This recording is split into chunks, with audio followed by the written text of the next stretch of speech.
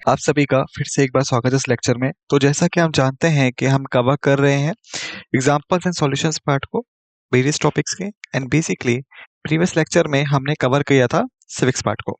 तो बेसिकली इस लेक्चर में हम स्टार्ट करेंगे इकोनॉमिक्स के साथ में। हम कवर करेंगे 15 क्वेश्चंस को इस लेक्चर में और 15 क्वेश्चंस को कवर करेंगे नेक्स्ट लेक्चर में। या तो हम कुछ नया सीखेंगे या फिर हम कुछ पुराना रिवाइज करेंगे। ओके, जो हमने पहले ही कवर करा हुआ था वो चीज़ सीखने को मिलेगी हमें यहाँ पे दोबारा से। और टाइम स्लॉट जो है वो हमारा सेम ही रहने वाला है जैसे बाकी लेक्चर्स में रहा है। ओके, इस नोट के साथ आइए इस लेक्चर की शुरुआत करते हैं। फर्स्ट क्वेश्चन जो हमारे सामने है वो ये है कि इनमें से कौन सी फॉलोइंग प्रॉब्लम कंसीडर की जाती है basic economic problem? Unemployment, inflation, scarcity या पॉवर्टी। 30 सेकेंड्स आपके पास सोचने के लिए, आंसर करने के लिए टाइम शुरू होता है अब। 1 2 3 4 5 6 7 8 9 10 11 12 13 14 15 16 17 18 19 20 21 22 23 24 25 26 27 28 29 30। The time's up.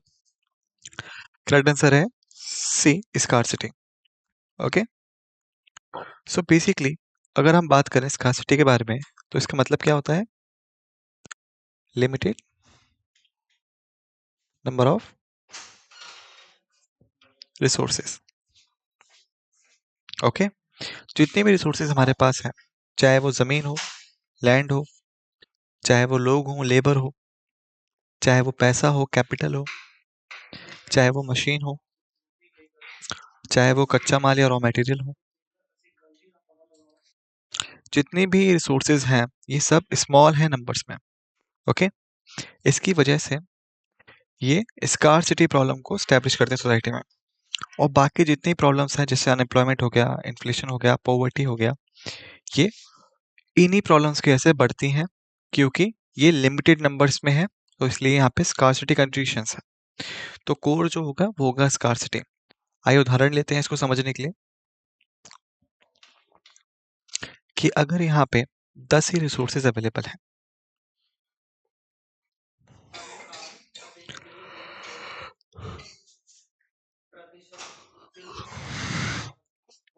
10 he resources available हैं और जो नंबर ऑफ पीपल हैं वो है 100 लोग। अब क्या प्रॉब्लम है यहाँ पे? रिसोर्सेज जो है वो लिमिटेड है और जो लोग हैं वो एक्सेस में है। तो ये फॉर्म करेगा स्कार्सिटी प्रॉब्लम को। ओके, और ये होगा आपका किसकी वजह से? इसकी वजह से होगा इकोनॉमिक प्रॉब्लम बढ़नी शुरू, क्योंकि अब जो 100 लोग हैं वो कॉम्पीट करेंगे सिर्फ इन 10 रिसोर्सेज को अंडरटेकिंग करने के लिए। ओके, तो ये बनाता है इकोनॉमिक प्रॉब्लम का सिचुएशन। मुझे अब उम्मीद है कि आपको समझ में आ गया होगा। चलिए आगे चलते हैं। सेकंड क्वेश्चन हमारे पास है कि अपॉर्चुनिटी कॉस्ट क्या होती है डिसीजन की?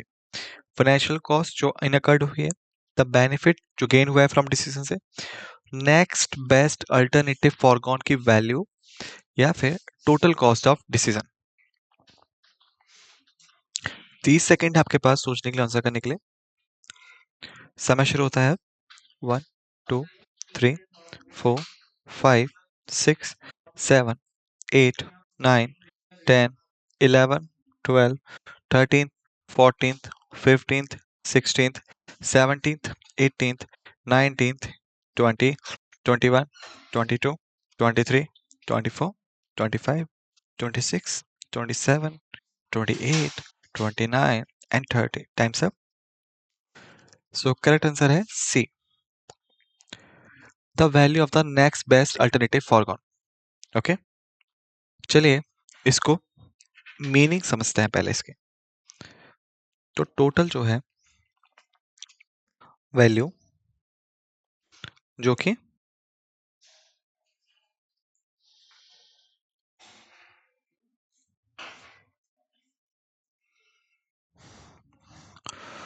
कि कमाई जा सकती थी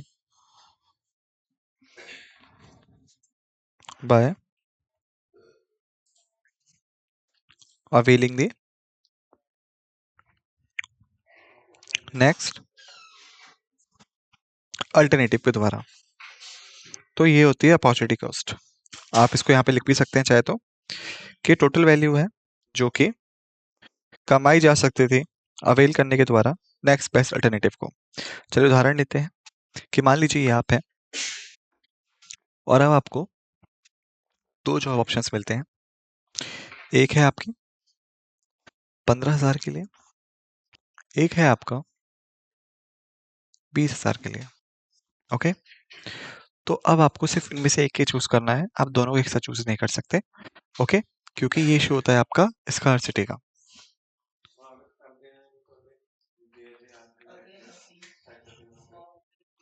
रिसोर्सेज जो है लिमिटेड है, लोग ज्यादा है, तो एक जो है वो सिर्फ एक ही चीज को काबू में ले सकता है।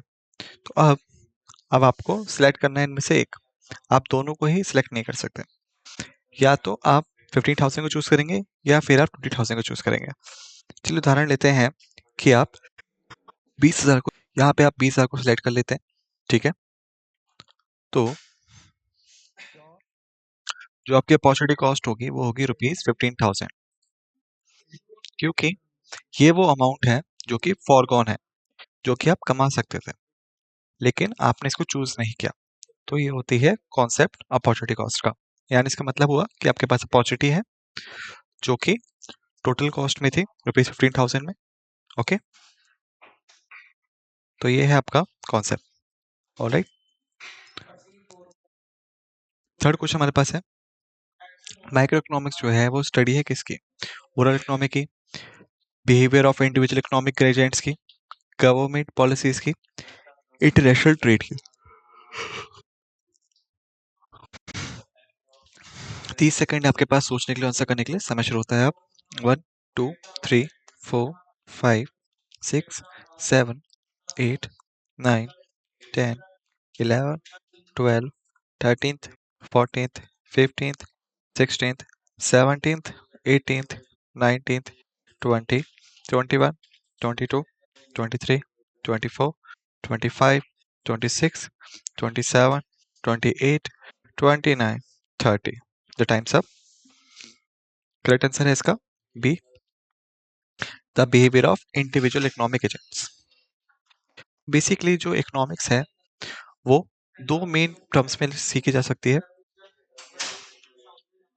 माइक्रो और मैक्रो। ओके, माइक्रो जो है वो होती है स्मॉल एरियाज के लिए, मैक्रो जो होती है वो होती है लार्ज एरियाज के लिए। ओके, तो अगर हम फर्स्ट ऑप्शन को देखेंगे ओवरऑल इकोनॉमी को, तो ये मैक्रो को बिलोंग करेगा। गवर्नमेंट पॉलिसीज जो है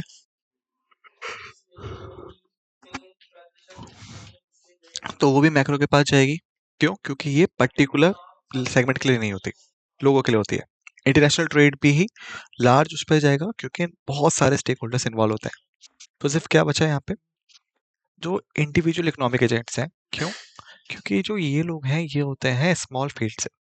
तो करेक्ट आंसर होगा बी। ऑलराइट, अब चलिए आगे चलते हैं। फोर्थ क्वेश्चन हमारे पास है, मैक्रो इकोनॉमिक्स जो है ये स्टडी है किसकी? ओरल इकोनॉमी की, इंडिविजुअल इकोनॉमिक एजेंट्स के बिहेवियर की, गवर्नमेंट पॉलिसीज की, इंटरेस्ट रेट की।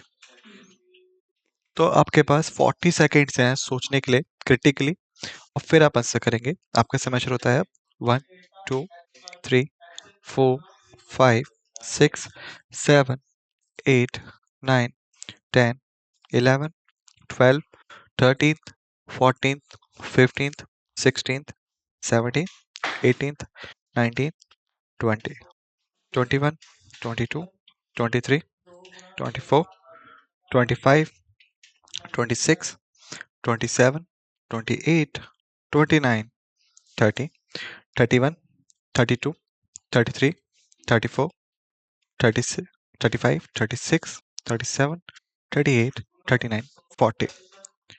ओके, सो आंसर रिवील करने से पहले मैं आपको 10 सेकेंड्स का बफर और देता हूँ। ओके, सो आपके 10 सेकेंड्स कवर। तो अगर करेक्ट आंसर को देखेंगे तो वो आएगा द ओवरऑल इकोनॉमी। तो अब आप सोचेंगे कि प्रीवियस क्वेश्चन में मैंने आपको बोला था कि गवर्नमेंट पॉलिसीज हो गया, इंटरनेशनल ट्रेड हो गए और ओवरऑल इकोनॉमी हो गया, ये सभी फॉर्म करते हैं माइक्रो इकोनॉमिक्स को, राइट? यही मैंने आपको बताया था, ये सभी फॉर्म करते हैं लार्ज स्केल, और यही वजह है कि ये पार्ट हुए आपके मैक्रो इकोनॉमिक्स के। यही मैं आपको बता चुका हूँ। तो इस क्वेश्चन में आंसर ए क्यों होना चाहिए, सी क्यों नहीं होना चाहिए, बी क्यों नहीं होना चाहिए, डी क्यों नहीं होना चाहिए? तो चलिए मैं आपको एक चीज बताता हूँ। पहली चीज, जो गवर्नमेंट पॉलिसीज हैं वो बेसिकली बनाई जाती हैं ग्रुप ऑफ इंडिविजुअल्स के लिए, राइट? और ये जो इंडिविजुअल्स होते हैं बेसिकली बिलोंग करते हैं आपके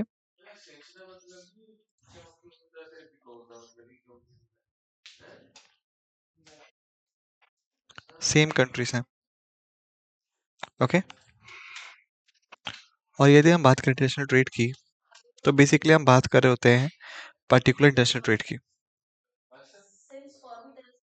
ऑलराइट? और अगर हम बात करें ग्रुप ऑफ इंडिविजुअल एजेंट्स की, तो ये तो पार्ट है माइक्रो इकोनॉमिक्स का, ओके? क्योंकि ये एक ही कंट्री से बिलोंग करेगा या फिर इंडिविजुअल पर्सन से बिलोंग करेगा, इसको इंडिविजुअलिस्टिक ले सकते हैं। तो बाकी जितने फैक्टर्स हैं बेसिकली ये सिर्फ एक ही कंट्री के बारे में है। तो ओवरऑल इकोनॉमी जो है ये बेसिकली सबमर्ज कर लेगी सभी चीजों को, ओके? तो यहाँ पे आप लिख भी सकते हैं कि सभी चीजें सबमर्ज होंगी ऑप्शन ए में, ऑलराइट, ओवरऑल इकोनॉमी में। और अगर यहाँ पे आप में से कुछ लोगों को डाउट है कि जो इंटरनेशनल ट्रेड है बेसिकली ये कंट्रीज के रिगार्डिंग होता है, लेकिन यहाँ पे ये मेंशन नहीं है, तो आप ये एज्यूम करेंगे कि एक पर्टिकुलर ट्रेड की बात हो रही है।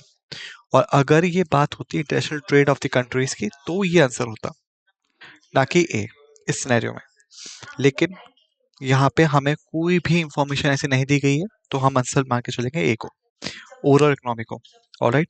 क्योंकि जो ओवरऑल इकोनॉमी है बेसिकली वो कैप्चर्ड करेगी या सबमर्ज करेगी इसको भी, इसको भी और इसको भी, सभी चीजें जो है सबमर्ज हो जाएंगे यहाँ पे। तो याद रखिएगा ऑप्शन ए होगा आंसर। चलिए आगे चलते हैं। फिफ्थ क्वेश्चन हमारे पास है कि इनमें से कौन सा एग्जाम्पल है कैपिटल रिसोर्स का, लेबर, मनी, लैंड, एंटरप्रेन्योरशिप?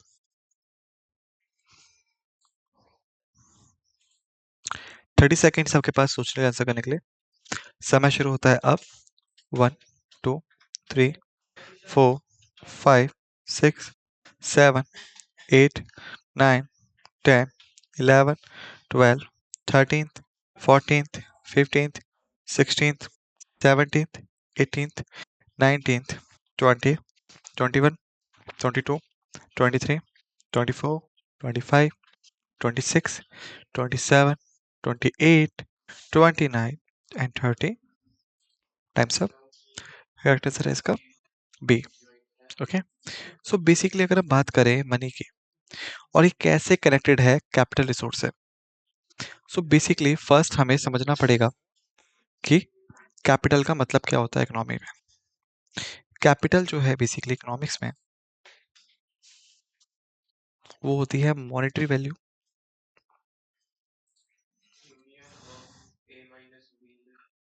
या फिर आप कह सकते हैं एक्सचेंज वैल्यू ऑफ थिंग्स। तो ये होती है मीनिंग कैपिटल की, मॉनेटरी वैल्यू या एक्सचेंज वैल्यू चीजों के लिए, ऑलराइट? चलिए उदाहरण ले लेते हैं कि मान लीजिए कि अगर आपको 10,000 रुपए की मशीन मिलती है और आपने टोटल नंबर ऑफ 10 मशीन्स खरीदे थे, तो क्या होगा प्राइस?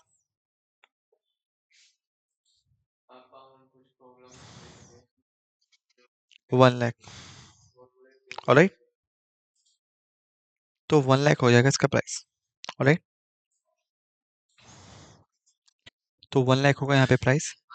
तो ये जो 1 लाख है बेसिकली ये है आपका मॉनेटरी वैल्यू, या फिर आप कह सकते हैं एक्सचेंज वैल्यू चीजों की जो कि आपने खरीदी थी। तो आप कह सकते हैं कि आपके पास अब 1 लाख रुपए की कैपिटल है, ऑलराइट? तो ये थी मीनिंग कैपिटल की। और कैपिटल रिसोर्स भी आप कह सकते हैं। तो बेसिकली जो मनी है वो बहुत ज़्यादा एप्रोप्रिएट आंसर है इस क्वेश्चन में, क्योंकि जो मॉनेटरी टर्म्स हैं बेसिकली वो डायरेक्टली रिलेटेड होते हैं मनी से। राइट, आपका जो लैंड है वो कैपिटल होगा, लेकिन जो लैंड की वैल्यू है वो, यानी मान लीजिए अगर आपके पास लैंड है जो 20 लाख रुपए का है, तो जो लैंड है वो कैपिटल नहीं है, लेकिन जो 20 लाख रुपए हैं वो कैपिटल होगा। ऑलराइट, ठीक वैसे ही अगर हम बात करें लेबर की, तो ये वेरिएबल कैपिटल होती है। एंटरप्रेन्योरशिप जो है ये बेसिकली एक टर्म होता है बिजनेस करने का या फिर कुछ इनोवेटिव स्टार्ट करने का। ऑलराइट, तो आंसर होगा यहाँ पे मनी।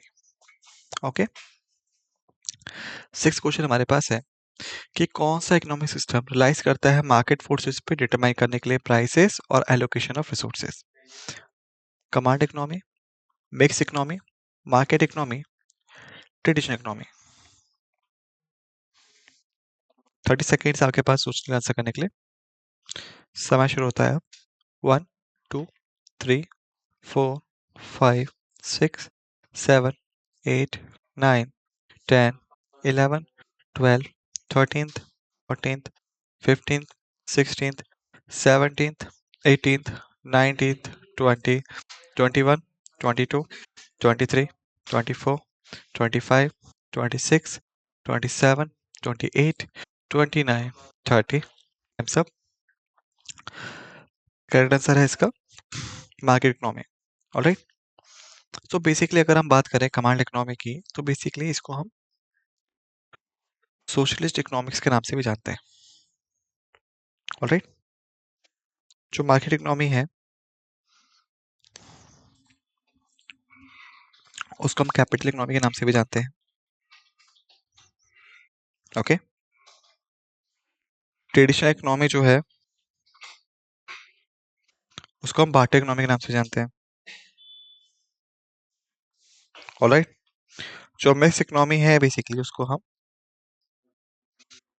दोनों के कॉम्बिनेशन से जानते हैं, socialist economy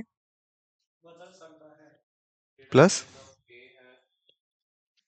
capital economy. Alright,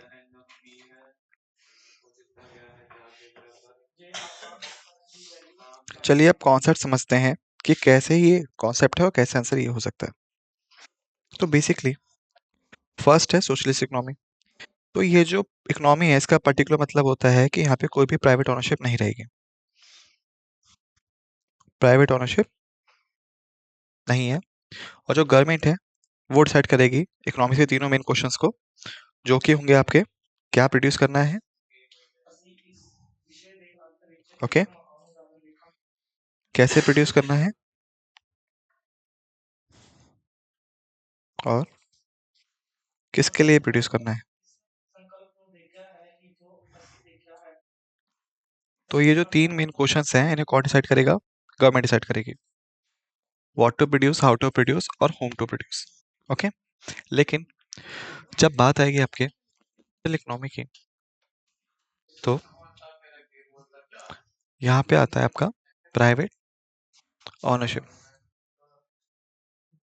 alright, और जो मार्केट है वो डिसाइड करेगा what to produce, how to produce और होम टू प्रोड्यूस। जैसे कि जो डिमांड है लोगों की वो प्रोड्यूसर्स के द्वारा मीटअप की जाएगी कि क्या मार्केट में डिमांडेड है और क्या प्रोड्यूसर प्रोड्यूस करेंगे। ये होती है कैपिटल इकोनॉमी। मिक्स इकोनॉमी में क्या होता है, बेसिकली आपका मिक्सचर होता है, जिसका मतलब हुआ कि यहाँ पे प्राइवेट ओनरशिप भी रहेगी लेकिन गवर्नमेंट इंटरफेरेंस भी रहेगा। ऑलराइट, तो अब मुझे उम्मीद है कि आपको आइडिया लग गया होगा। बार्टर इकोनॉमी जो होती है बेसिकली ट्रेडिशनल इकोनॉमी होती है, जिसमें जो गुड्स हैं उनको एक्सचेंज किया जाता है गुड्स के लिए। तो प्राइजेस जो हैं वो टर्म नहीं होता जो यहाँ पे इंक्लूड होगा, क्योंकि ये बेसिकली मॉनेटरी बेसिस पे डील ही नहीं करते, ये गुड्स एक्सचेंज में डील करते हैं।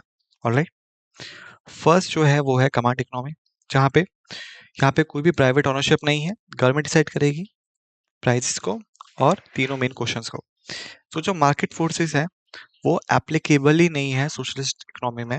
आंसर भी एलिमिनेट हो गया। ओके, ट्रेडिशनल इकोनॉमी एलिमिनेट हो गया। अब हमारे पास दो हैं, मिक्स इकोनॉमी और मार्केट इकोनॉमी।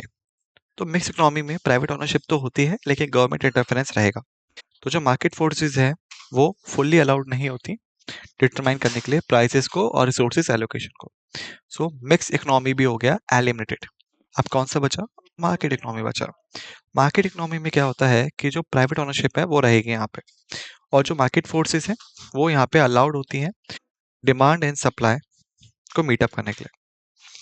और ये जो डिमांड एंड सप्लाई है ये ही डिटरमाइन करेगी प्राइसेस को और रिसोर्सेज एलोकेशन को। सो दो ऑप्शन है आपका सी, वो है आपका करेक्ट आंसर। अब मुझे उम्मीद है कि आपको कॉन्सेप्ट समझ में आ गया होगा। चलिए आगे चलते हैं।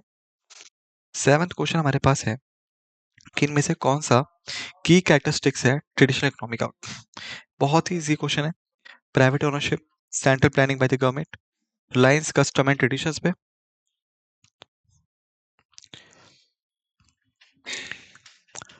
या फिर market driven production and consumption. 20 seconds आपके पास सोचने के लिए, आंसर करने के लिए। टाइम शुरू होता है अब। 1 2 3 4 5 6 7 8 9 10 11 12 13th 14th 15th 16th 17th 18th 19th 20। Times up. Correct answer है यहाँ पे C, lines on customs and traditions. Okay, so इनमें से कौन सा की कैरेक्टरिस्टिक्स है ट्रेडिशनल इकोनॉमी का? तो वो ये है, क्यों? क्योंकि ये नो मॉनेटरी सिस्टम पे डील करते हैं। क्योंकि इनके पास मनी कॉन्सेप्ट नहीं होता, यहाँ पे कोई कैपिटलिज्म नहीं है, इट फोर्सेस है ही नहीं, क्योंकि यहाँ पे कोई मॉनेटरी बेसिस ही नहीं। यहाँ पे मार्केट में कोई कंपटीशन नहीं होगा, क्योंकि अभी भी ये बहुत ज्यादा ट्रेडिशनल वे में ही काम कर रहे हैं, जिसमें यहाँ पे सिर्फ सामान को ही अदला बदला किया जाता है। तो आपको चीजें समझ में आई होंगी। चलिए आगे चलते हैं। एट्थ क्वेश्चन हमारे पास है, जो रिजर्व बैंक ऑफ इंडिया है रिस्पॉन्सिबल है किस चीज के लिए? फिजिकल पॉलिसी के लिए, मॉनेटरी पॉलिसी के लिए, ट्रेड पॉलिसी के लिए, या इंडस्ट्रियल पॉलिसी के लिए? 30 सेकेंड आपके पास सोचने के लिए, आंसर करने के लिए। समय शुरू होता है अब।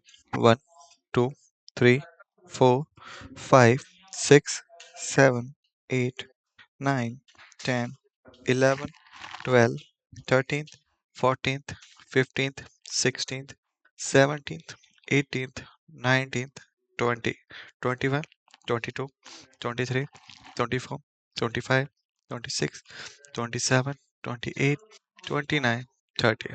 Times up. करेक्ट आंसर है इसका B, monetary policy. Okay, so basically अगर हम बात करें रिजर्व बैंक ऑफ इंडिया के बारे में, तो इसको स्टैब्लिश हुआ था 1 अप्रैल 1934 को। आरबीआई एक्ट 1934 के पास होने के बाद बेसिकली इसको स्टैब्लिश किया गया था एपेक्स बैंकिंग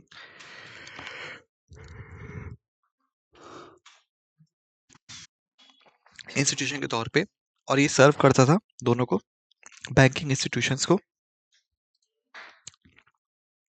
और गवर्नमेंट को।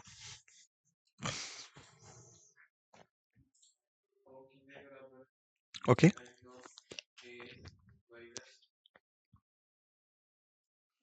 गवर्नमेंट इंस्टीट्यूशंस, गवर्नमेंट को, बैंकिंग इंस्टीट्यूशंस को। बैंक्स को कैसे सपोर्ट करता है? लोन्स देने के बाद उनके डिपॉजिट को सिक्योर करके, ऑलराइट। और गवर्नमेंट को कैसे सपोर्ट करते हैं? एडवाइसेस देने के साथ साथ, और गवर्नमेंट को फिनेंस भी करते हैं। ओके, एंड मॉनेटरी पॉलिसी भी फॉर्मुलेट करते हैं। और मॉनेटरी पॉलिसी जो होती है बेसिकली डील करती है कैश फ्लो के साथ में, या फिर आप कह सकते हैं करेंसी फ्लो के साथ में इकोनॉमी में। ये जो करेंसी फ्लो है या कैश फ्लो है, ये बहुत रिस्पॉन्सिबल होता है किसके लिए? इन्फ्लेशन के लिए और डिफ्लेशन के लिए। ओके, इन्फ्लेशन जो है वो आता है कब? जब करेंसी फ्लो जो है ज्यादा हो जाए। जब भी करेंसी फ्लो जो है वो हाई होगा, कि यहाँ पे हमेशा क्या होगा आपका? इन्फ्लेशन होगा। और जब भी आपका करेंसी फ्लो जो है लो होगा, यहाँ पे अक्सर डिफ्लेशन होगा। इन्फ्लेशन का सिंपल सा मतलब क्या हुआ कि जो राइज है प्राइस लेवल में वो ज़्यादा हो गया, जिसका मतलब हुआ कि लोग जो है वो ज़्यादा कमा रहे हैं, ज़्यादा डिमांड करेंगे, और जब भी डिमांड ज़्यादा हाई होगी तो प्राइसेस बढ़ेंगे। डिफ्लेशन का मतलब क्या हो गया कि यहाँ पे डिक्लाइन है प्राइसेस में। क्यों? क्योंकि जो लोग हैं उनके पास पैसा कम पहुंच रहा है, और जब पैसा कम पहुंचेगा वो डिमांड ही कम करेंगे, और जब डिमांड कम होगी तो प्राइसेस भी नीचे आ जाएंगे। तो करेंसी फ्लो को मेंटेन करने के लिए और अवॉइड करने के लिए ज़्यादा इन्फ्लेशन को और कम ज़्यादा डिफ्लेशन को आरबीआई फॉर्मुलेट करती है मॉनेटरी पॉलिसी को। ओके, समझ में आ गया? चलिए आगे चलते हैं।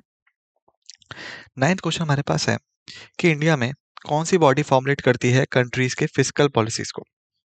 Planning commission, ministry of finance, reserve bank of India, securities और exchange board of India. 30 seconds आपके पास सोचने के लिए, आंसर करने के लिए। समय शुरू होता है अब। 1 2 3 4 5 6 7 8 9 10 11 12 13th 14th 15th 16th 17th 18th 19th 20 21 22 23 24 25 26 27 28 29 30। Time's up. Correct answer है इसका मिनिस्ट्री ऑफ फाइनेंस। और जो स्पेसिफिक डिपार्टमेंट है वो है डिपार्टमेंट ऑफ इकोनॉमिक अफेयर्स।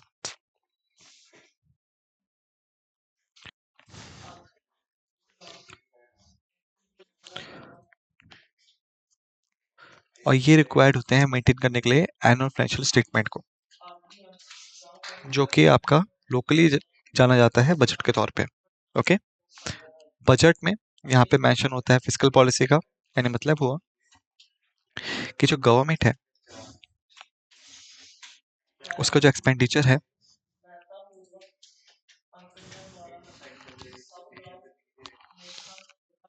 और जो गवर्नमेंट का रेवेन्यू है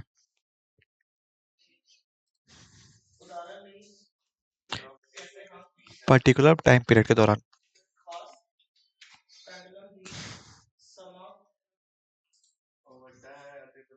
ओके, तो कैसे जो गवर्नमेंट है वो स्पेंड करती है और कितना कमाती है, ये बेसिकली होता है फिस्कल पॉलिसी एक पर्टिकुलर टाइम पीरियड के दौरान, जिसे कि कौन फॉर्मुलेट करता है? मिनिस्ट्री ऑफ फाइनेंस फॉर्मुलेट करती है। और स्पेसिफिक डिपार्टमेंट है डिपार्टमेंट ऑफ इकोनॉमिक अफेयर्स। और जो एनुअल फाइनेंशियल स्टेटमेंट है उसको हम बजट के तौर पे भी जानते हैं। चलिए आगे चलते हैं। 10th क्वेश्चन हमारे पास है क्रॉस डोमेस्टिक प्रोडक्ट। ये टोटल वैल्यू होता है किस चीज़ की? इंपोर्ट्स की, एक्सपोर्ट्स की, गवर्नमेंट स्पेंडिंग की, ऑल गुड्स एंड सर्विसेज की जो कि कंट्री में प्रोड्यूस होते हैं, कंज्यूमर स्पेंडिंग की, नॉन ड्यूरेबल गुड्स पे। 20 सेकेंड्स आपके पास सोचने के लिए, आंसर करने के लिए। समय शुरू होता है अब। 1 2 3 4 5 6 7 8 9 10 11 12 13th 14th 15th 16th 17th 18th 19th 20। Times up. Correct answer है इसका सी। तो बेसिकली जो जीडीपी है उसको हम रेफर करते हैं ऑल गुड्स एंड सर्विसेज के लिए जो कि कंट्री के बॉर्डर्स में प्रोड्यूस होते हैं, चाहे वो नेशनल्स के द्वारा की जाए या फिर फॉरेनर्स के द्वारा की जाए। अगर गुड्स एंड सर्विसेज जो हैं वो प्रोड्यूस होती हैं कंट्री के अंदर ही, तो बेसिकली ये इंक्लूड होंगे आपके जीडीपी में। ऑलराइट, 11th क्वेश्चन हमारे पास है कि इकोनॉमी का कौन सा सेक्टर जो है इंक्लूड करता है इंडस्ट्रीज को इन्वॉल्व होती है मैन्युफैक्चरिंग कंस्ट्रक्शन में। ये मैं आपको कई बार बता चुका हूँ। मुझे लगता है कि 15 सेकेंड्स काफ़ी ज़्यादा सही टाइम है इसको आंसर करने के लिए। टाइम शुरू होता है अब। 1 2 3 4 5 6 7 8 9 10 11 12 13 14 15। Times up. करेक्ट आंसर हो गया इसका बी, सेकेंडरी सेक्टर। ओके, जो प्राइमरी सेक्टर है ये बेसिकली डील करता है एग्रीकल्चर एक्टिविटी के साथ में। ऑलराइट, सेकेंड सेक्टर डील करता है आपका मैन्युफैक्चरिंग एक्टिविटीज के साथ में।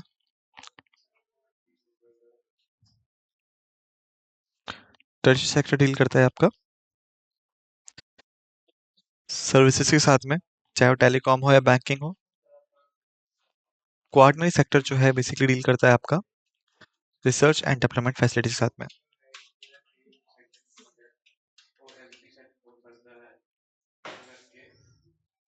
ओके, तो इन चीजों को दिमाग में रखिएगा। 12th क्वेश्चन हमारे पास है, जो अनएम्प्लॉयमेंट रेट है वो कैलकुलेट होता है किसकी परसेंटेज के तौर पे? एम्प्लॉयड पॉपुलेशन की लेबर फोर्स में, लेबर फोर्स की टोटल पॉपुलेशन में, अनएम्प्लॉयड पॉपुलेशन की लेबर फोर्स में, या अनएम्प्लॉयड पॉपुलेशन की टोटल पॉपुलेशन में? 20 सेकेंड्स आपके पास सोच के आंसर करने के लिए समय शुरू होता है अब। 1 2 3 4 5 6 7 8 9 10 11 12 13th 14th 15th 16th 17th 18th 19th 20 times up. Correct answer है इसका सी। ऑलराइट, तो बेसिकली जो लेबर फोर्स है आपकी, इसका मतलब होता है कि वो लोग जो कि 15 से 60 साल के बीच में है, जो कि एबल भी हैं और चाहते भी हैं काम करने के लिए, वो होते हैं आपके लेबर फोर्स। ऑलराइट, यानी मान लीजिए अगर आपके पास 100 लोगों की लेबर फोर्स है, लेकिन जो अनएम्प्लॉयमेंट है वो सिर्फ 10 लोगों के लिए है इस पॉपुलेशन सिनेरियो में, तो आपका जो अनएम्प्लॉयमेंट रेट होगा वो होगा 0.1%। ओके, इस तरीके से जो अनएम्प्लॉयमेंट रेट है वो कैलकुलेट किया जाता है। यानी मतलब हुआ total number of unemployed population divide किया जाएगा उसको टोटल लेबर फोर्स से। ओके, चलिए आगे चलते हैं। 13th क्वेश्चन हमारे पास है, जो सीपीआई है कंज्यूमर प्राइस इंडेक्स, उसको यूज करते हैं किस चेंजेस को मेजर करने के लिए? अनएम्प्लॉयमेंट रेट को, एक्सचेंज रेट को, इन्फ्लेशन रेट को, जीडीपी ग्रोथ रेट को।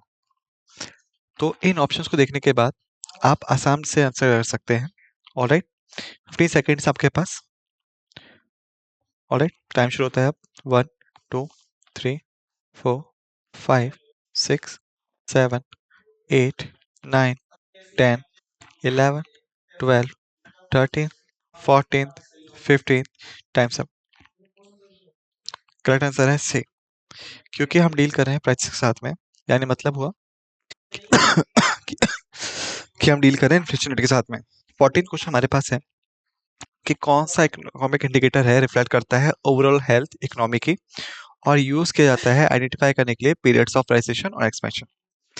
जीडीपी है, इन्फ्लेशन रेट है, अनएम्प्लॉयमेंट रेट है, ये बिजनेस साइकिल है। 30 सेकंड है आपके पास सोचने के लिए, आंसर करने के लिए। समय शुरू होता है अब।